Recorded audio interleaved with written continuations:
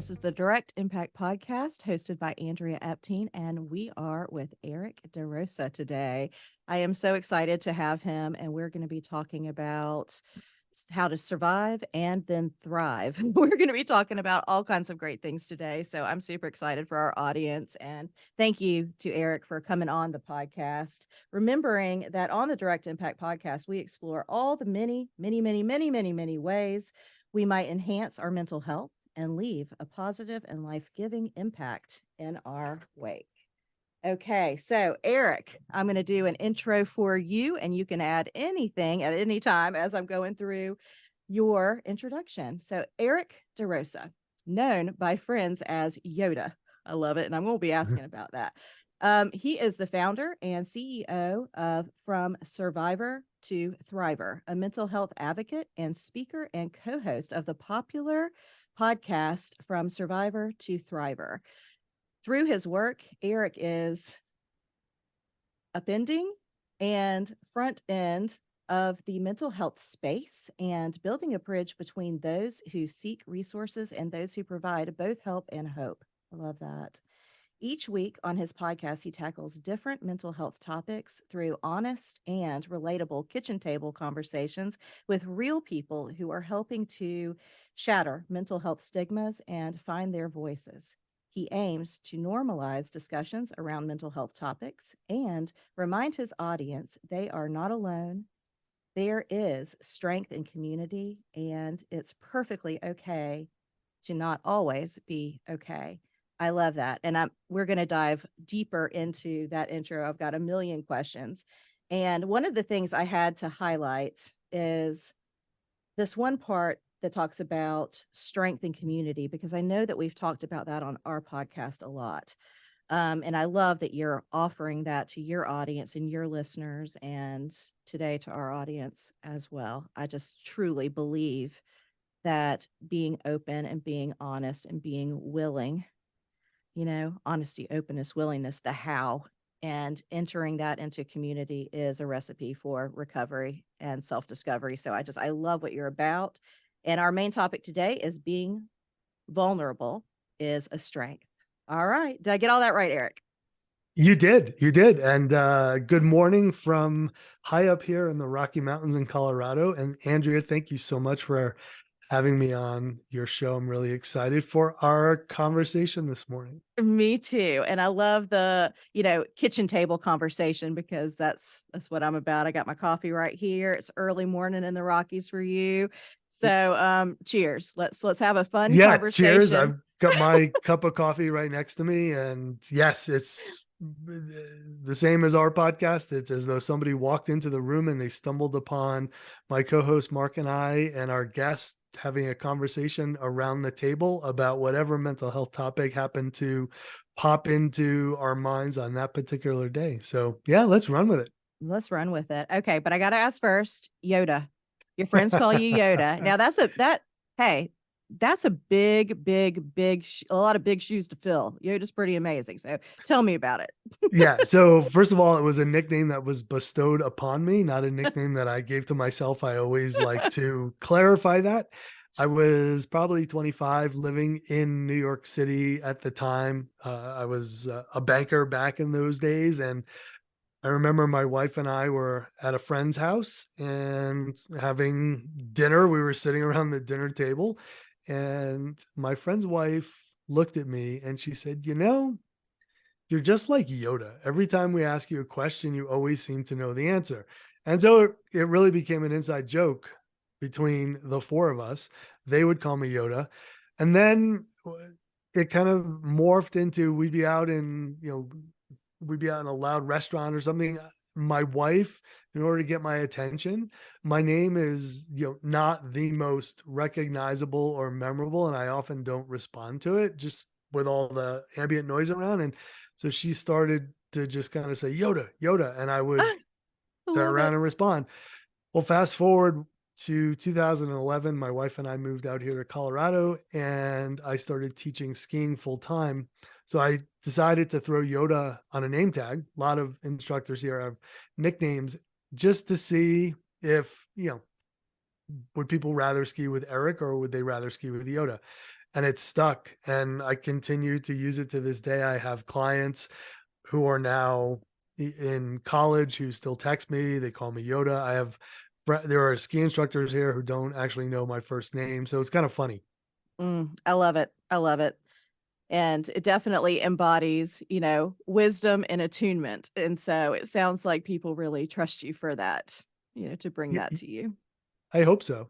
Yeah, I love that. I love it. Okay, so I am going to just start, and I know that it wasn't a question that I listed out for you, so I apologize in advance for that. But being vulnerable is a strength.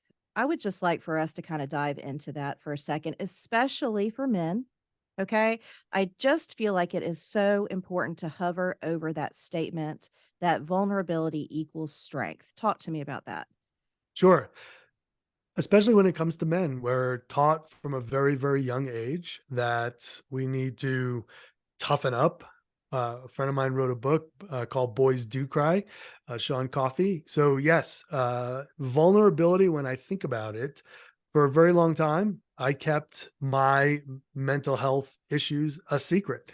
And I was afraid for other people to see that. I was afraid how people might judge me, how I would be perceived, not only by friends and family, but how I'd be perceived in the workplace. And then I started to share my story, person by person by person. And I started to feel like a weight had been lifted from my shoulders. And the more vulnerable I would get, I would also notice that other people started to share their stories with me. And so for me, when I think of vulnerability, each and every time I share my story, I get a little bit stronger. Hmm. And with that strength comes the ability to be an advocate, to have a podcast, to help others walk through their journey. And so vulnerability is to me the complete opposite of weakness. Vulnerability in all shapes and forms is, I think, strength at its highest level. And I'm not going to get the lyrics exactly right. I was listening to a song by her. So I was flying to Nashville this past weekend, and I'm going to paraphrase. And she said, in the corners of a man's mind, lies, vulnerability. And it was something along those lines. And it really, it struck me to think that it's in fact true. We kind of hide it. We don't want people to see it. It's in the shadows. Mm. And a friend of mine, Tess Johnson, who's a podcast guest early on for us, actually had an episode, and we titled it "Vulnerability is Cool." And she was trying to get across this idea that it's cool to be vulnerable. We have to really change the narrative around that, and it's not. It's, as I said, it's not a sign of weakness. It's in fact a sign of strength. Absolutely. I mean, I believe that vulnerability is, finding courage. And I think it's also that the only thing that gives way to true intimacy. And so, yes, it's like when you're vulnerable in your story and in your truth, people then feel safe. They want to open up. There is an avenue now that you've created, and it is just truly, you know, a beautiful thing. And so I just really I celebrate that for men Thank and you. women. But I think that's great. So you and I are both survivors turned thrivers, turning trauma into complete growth and inspiration for others. So, tell me, if you don't mind, a little bit about your journey and your story. Sure. And I love how you say that, turning trauma into growth. I know a lot of us use the term now, post traumatic growth, and I put myself in that category. So, the quick overview of my story is, as far back as I can remember, to around the age of 7, I was suffering with debilitating anxiety and obsessive compulsive disorder. And for me, the obsessive compulsive disorder manifested itself in intrusive thoughts, which are, as you know, as a professional, uh, often very unwanted, scary thoughts that play on an endless loop. Mhm, That, for those of us who are not being treated for OCD, we often try to mhm, push those away, which ends up giving them power. And so I was really ruled by those for a few decades. And it wasn't, I had never shared my story. I never told anybody what was going on with me. I lived with that secret for the first 33 years of my life. And in 2004, I had my first full blown dissociative episode. And it Mhm. was at that point that I really opened up to my wife what was happening. She encouraged me to seek therapy for the first time, and that's really when the path of my journey changed. And here I am, 50, at 51. I've had one other dissociative episode, pretty close to the first one. I was diagnosed with childhood emotional PTSD in December of 2021. And, my journey continues. And I know we'll talk more about that. But I think the most important part of that was when I finally started to talk about it, when I was finally open and I wasn't hiding anymore. And I decided to change the narrative and own my story so that my story no longer owned me, and I was in control. And it's been an incredible journey. I like to talk about how for such a long time and I would say it out loud, like, why is this happening to me? And Mm. with the Mhm. help of friends and therapists and all the different treatment modalities, I've really learned that it happened for me.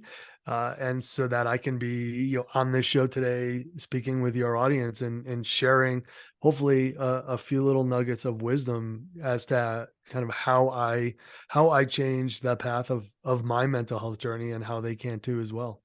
And I definitely have some specific questions, but I just want again to say I love that I wanted to own my story. I wanted to reauthor my story. I didn't want my story to own me. I think that's huge. And I'm a big believer in narrative therapy. I believe that what you just did was verbal narrative therapy. It's like continuing to process our stories. It's healing and life giving. And, I believe that OCD, like many disorders, is on a spectrum. And I too, as a child, elementary level, really struggled with OCD. Um, and so I too would have some intrusive thoughts. I would be very compulsive about how many times I would chew on either side of my mouth, how many steps I took. I wanted to use my right leg as many times as my left leg. I wanted everything straight and neat and in my control. I had some other ticks that went along with it too. I was able to overcome that in my childhood, but it definitely it's it's um it's preoccupying, and those intrusive thoughts still come up sometimes when I am in fearful situations.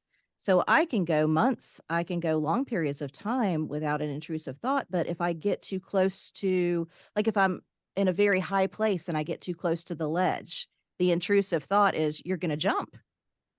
Yes, yes. No. And then I asked myself, is that true? The answer is no, I am absolutely not. I will actually do anything in my power not to, but the intrusive thought, is triggered by that fear.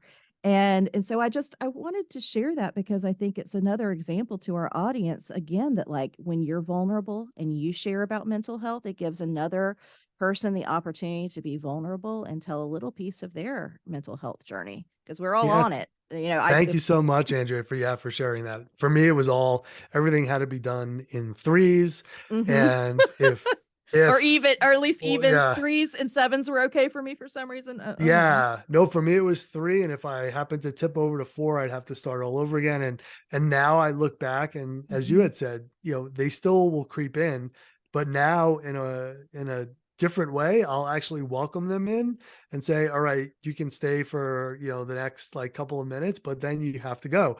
And it's like inviting a friend into your house when you're cooking and you're busy. You can stay for a very short period of time, but I don't have the time to spend a lot of time and effort with you. And now I look back and can't really believe how much of my day the intrusive thoughts and the compulsions that came along with it took, and how exhausting it was, Mhm. and how much additional free time I have now in my day-to-day life.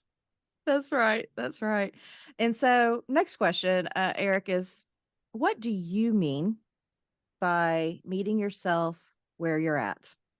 Ah, yes. Thank you. I love that question. So I think back as a child, I think back to my career, and often themes would come up. One of those themes, especially in school, was, straight A student on the report card, it always said, uh, needs to learn to get along with others, doesn't play well with others. Eric speaks out in class, all of those kinds of things. And a therapist, right, would say, well, there's the cry for attention. There's somebody who's trying to uh, have their voice heard, a voice that's not being heard. And it's is often misinterpreted as Eric just can't get along with people. He's angry, things like that.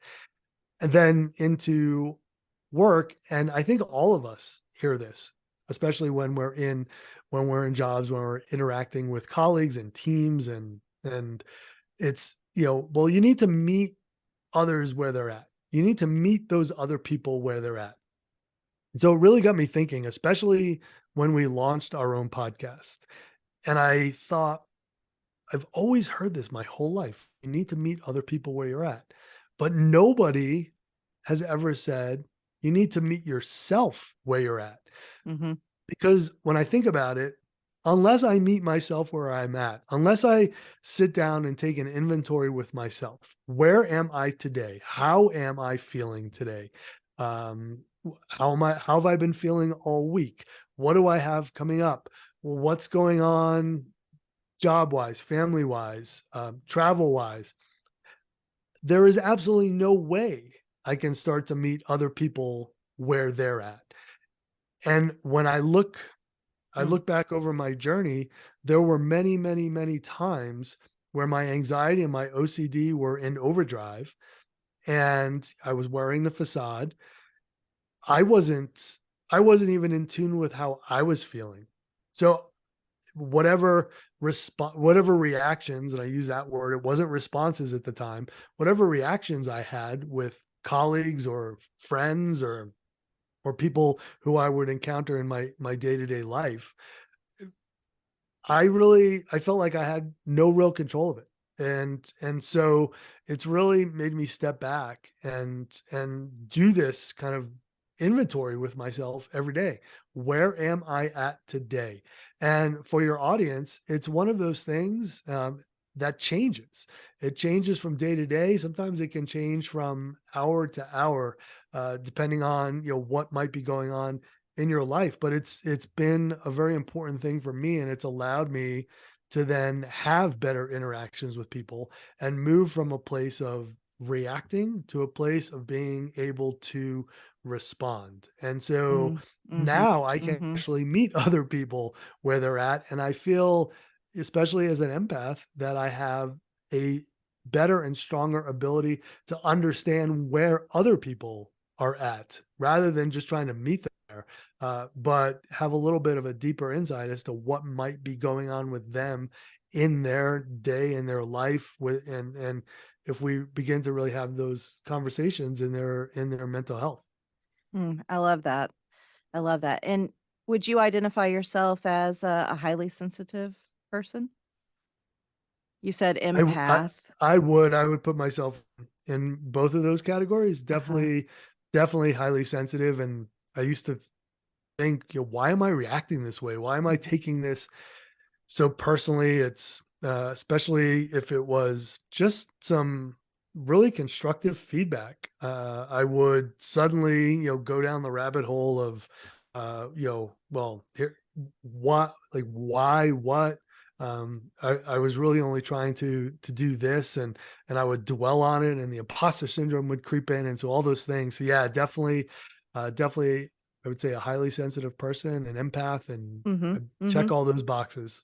Yeah, I mean, I just feel like that's so important to know about ourselves and to accept and begin to love about ourselves too is like I'm allowed to have big feelings. I'm allowed to be in my big emotions, but it's also important to meet myself where I am in that so that I can really like inventory my energy and see like, can I show up for other people today? If Exactly. I do, what might that look like today?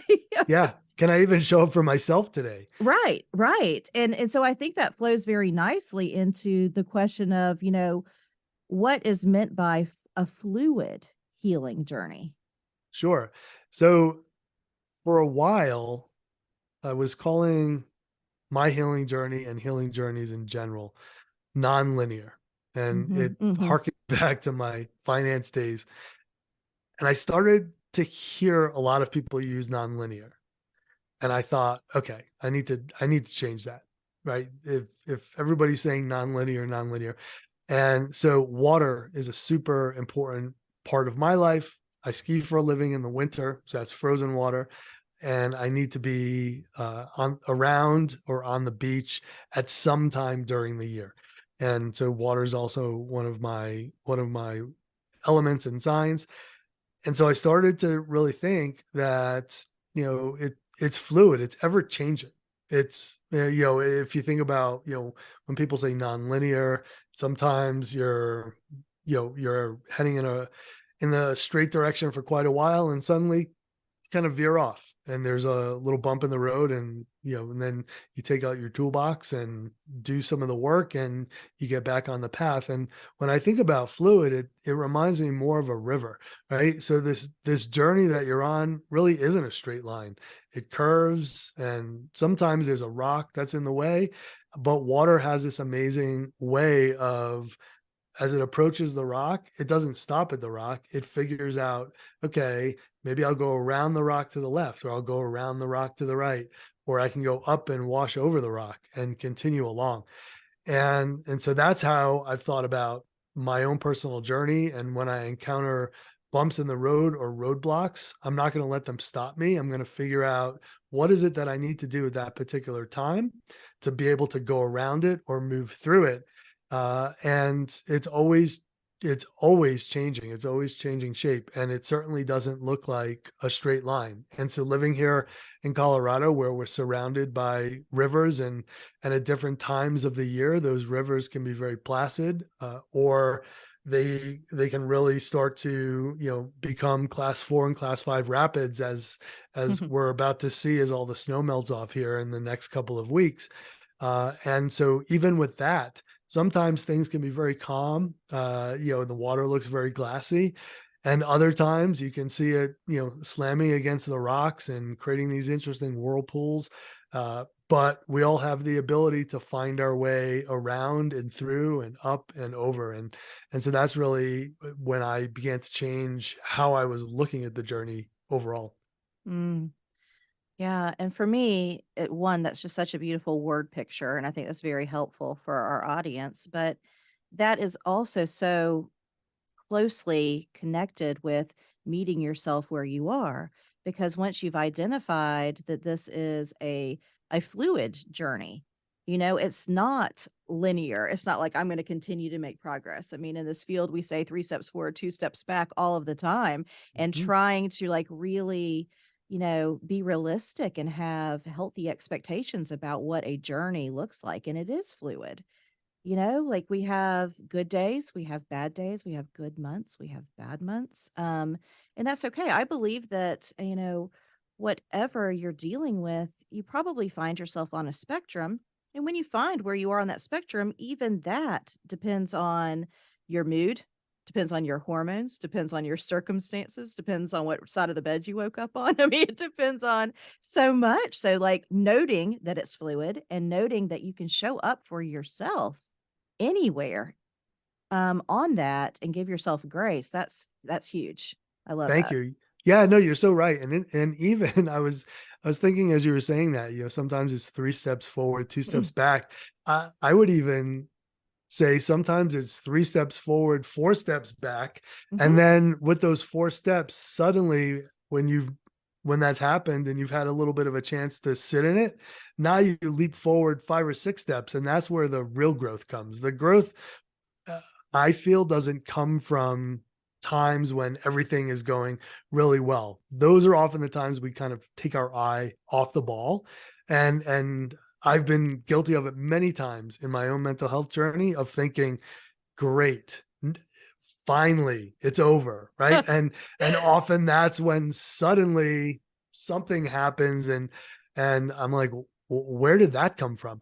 But that's when I really have to sit down and I have to do all that self-reflection and think, okay, what changed the course of those Mhm. events? Why did this water suddenly become a rapid, and where did that rock come from? And then once I work through that and figure that out, I'm back on the boat, right? And moving down the river again, and I've moved further and further into my journey than I had before. I totally agree with you. And I feel like anytime we find ourselves in the 4 steps back, it just indicates it's time for another growth spurt. Yep. There's more to be learned, more healing to occur. So it's like buckle up and get ready for that ride. I call it the after action review. When you find yourself slipping backwards, it's a great place to find yourself because you're going to do that after action review that says, okay, what led to me, the stumbling block? Is there something more I can learn so that I don't find myself here again? I'm going to fall back again, but maybe not to the same spot. Exactly. So, Exactly. But the wise mm, words of my therapist, it was about 18 months ago, and I was kind of falling back into a dark place, and I remember calling her and saying, "Can't believe this is happening again." And she just said to me, "You should be thanking your brain right now, because this is your brain's way of telling you that you're ready to go and do the deeper work." And that's stuck with me ever since. it's an invitation. Yeah. It's hard to see it as that in the moment, In in the all moment, those yes. feelings, in all the feelings, but it is an invitation. Um, and I believe we can start to receive it. So how important is community in the process of healing, or how important has it been for you? Community is everything.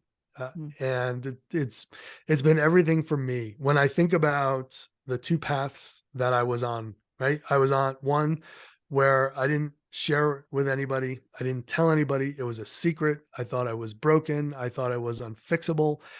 And I was living in my own personal nightmare, if you will. And once I started to talk and once I started to share with people, that's when I recognized I wasn't alone.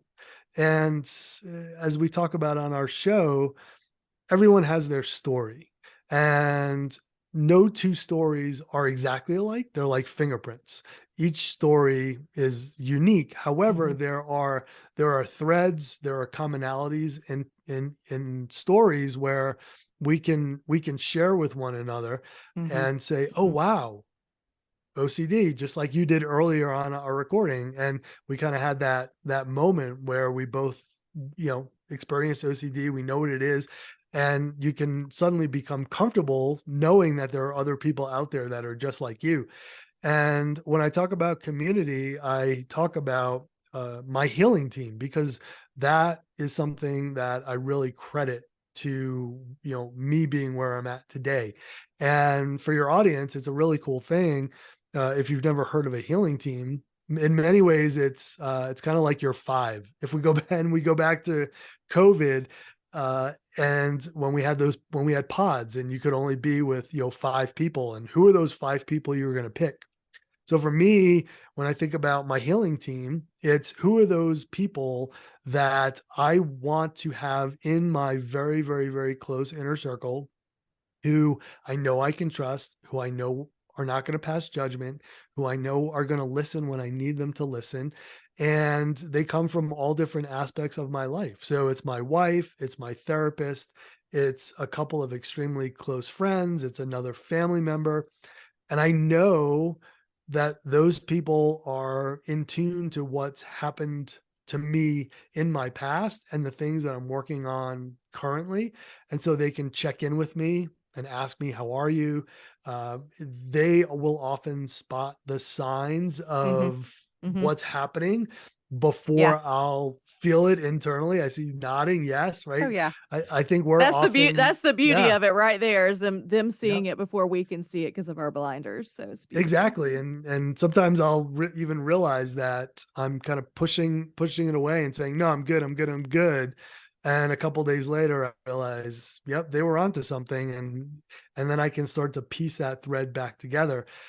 And I think the other important thing with community is the more and more people we can have understanding what we're going through, but also sharing stories. I talk about it like building a house brick by brick by brick. It's like building this community brick by brick. And in many ways, that's what's going to shatter the stigma around having Hmm. mental health Hmm. conversations. And it's really what our podcast is built upon. Hmm. And how do we work to build humility and empathy without community? We can't Uh, build you those can't. things in isolation. And so No. that's why we're a big, proponent of community as well. You see the sign behind me, maybe not all the way, but it says lightning in a bottle. Bottle. Yep. And what we do at Lightning in a Bottle is we create courses, we do coaching, and we have a community because we believe in that healing team that you're talking about, and wrapping around that individual, especially in their darkest times. Yeah. Love That's that. great. Yeah, yeah. So for our listeners, you have a call to action, something they can do this week?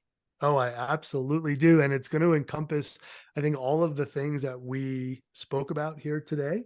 And so I would challenge your audience, and it's something that we talk about quite a bit. It's something that I do now in my own day-to-day life. And so I would say reach out to a close friend and ask them, look them in the eye when you do this, and ask them, how are you doing? And wait to see what they say. Mm. Because oftentimes, especially in the US, a friend of mine brought this to my attention. In the US, when we ask, how are you doing? It's actually this weird kind of like just greeting. And I remember him saying to me, well, in Europe, when we ask, how are you doing?